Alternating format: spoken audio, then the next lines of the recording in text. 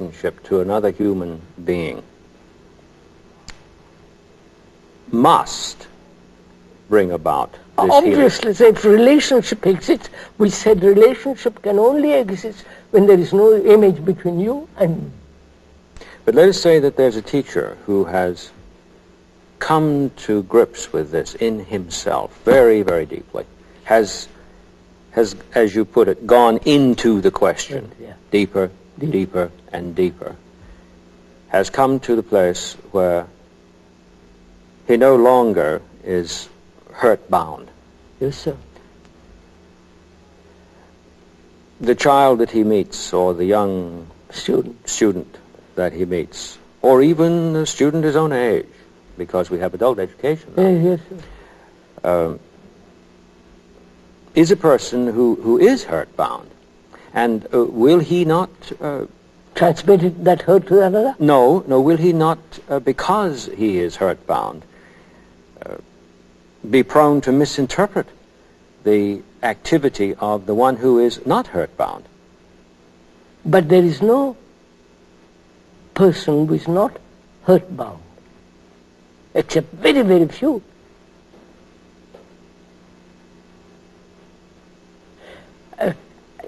Look, lots of things have happened to me, personally. I've never been hurt. I say this in all humility, in a real sense. I don't know what it means to be hurt. Things have happened to me. People have done every kind of thing to me. Praised me, flattered me, kicked me around, everything. It is possible. And as a teacher, as an educator, to see the child, and it is my responsibility as educator to see he's never hurt. Not just teach some beastly subject. It is far more important. I think I have some grasp of what you're talking about.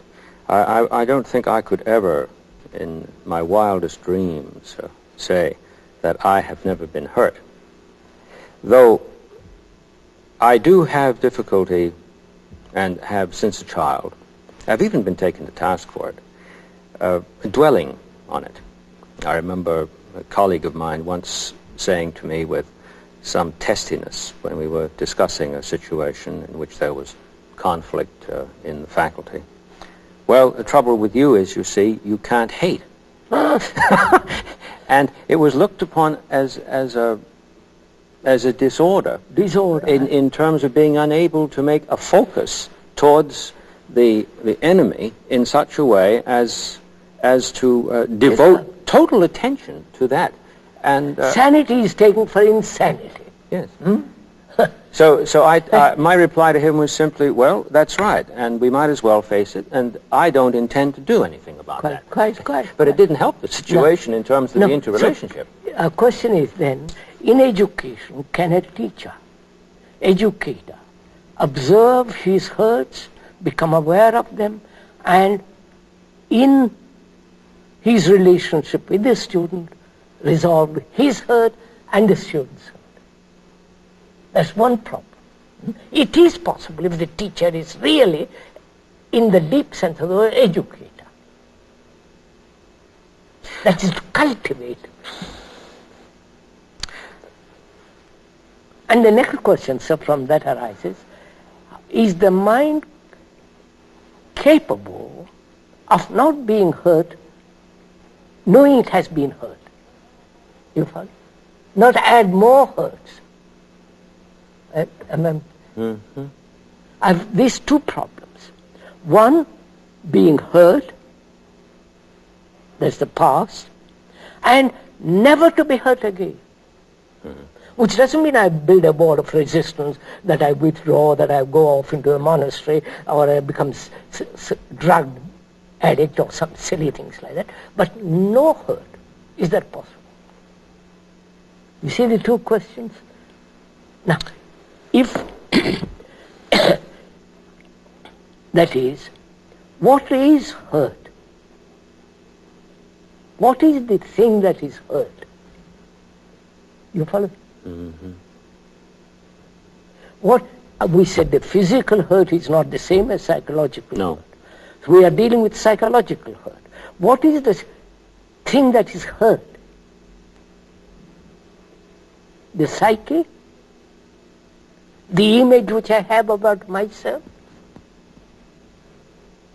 It's an investment that I have in it. Yeah, it's my investment in myself. Yes. I've divided myself off from myself. In myself. That means, why should I invest in myself? What is myself? Yes, I do. In which I have to invest something. What is myself? All the words, the names, the qualities, the education, the bank account, the furniture, the house, the herds, all that is me. In an attempt to answer the question, what is myself, I immediately must resort to all this stuff. Obviously. There isn't any other way. And then I haven't got it. Then I praise myself because I must be so marvelous as somehow to slip out. You know? I see what you mean. So, yes, go no, ahead. please. I was thinking just a moment back when you were saying it is possible for the teacher to come into relationship with the student so that a work of healing or an act of healing happens. This is what I would do if I was in a class. That's the first thing I would begin with. Not some subject. I said, look, you're hurt and I'm hurt. We're both of us hurt. And point out what hurt does. How it kills people. How it destroys people. Out of that there is violence. Out of that is brutality. Out of that, I want to hurt people. You follow all that comes in. I would spend 10 minutes talking about that. Every day in different ways. Till both of us see it. Then, as an educator, I will use the right word, and the student will use the right word. There will be no gesture. There will be no. We are both involved in it. But we don't do that. Moment we come into the class, we pick up a book, and there it goes off. If I was an educator, whether with the older people or with the younger people, I would establish this relationship. That's my duty, that's my job, that's my function. Not just to transmit some information. Yes, that's really very profound. I think one of the reasons that what you have said is so difficult for an educator reared within the whole academic. Yes, because we are so vain. Exactly.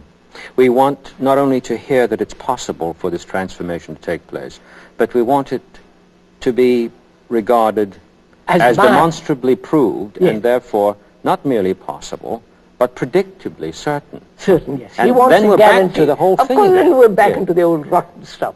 Quite. Next time, could we take up the relationship of love to this? Yes. Well, I would very much yes. enjoy that, and it would seem to me we'll all come together. Come together in the gathering together. Yes. This program.